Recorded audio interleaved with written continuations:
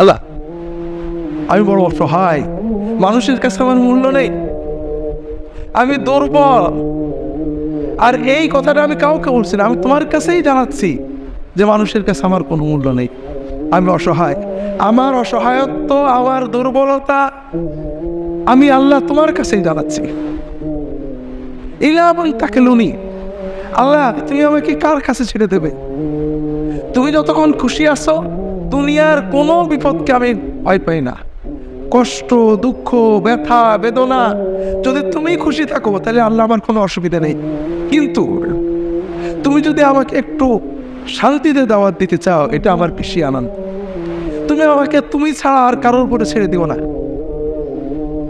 কেউ দুশ্মন, কেউ আত্মীয়, কেউ আত্মীয় সে আমার একটু প্রোটেকশন দিয়ে আমাকে কোটা দেবে, কেউ দুশ্মন আমার দিকে বিরূপ ভাবে তাকিয়ে দেখবে।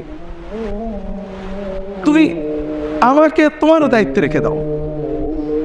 তুমি খুশি থাকলে আমার শত কষ্ট পরীক্ষায় কোনো কিছু আসে যায় না, তবে তোমার দেওয়া নিরাপত্তা, শান্তি আমার বেশি প্রিয়।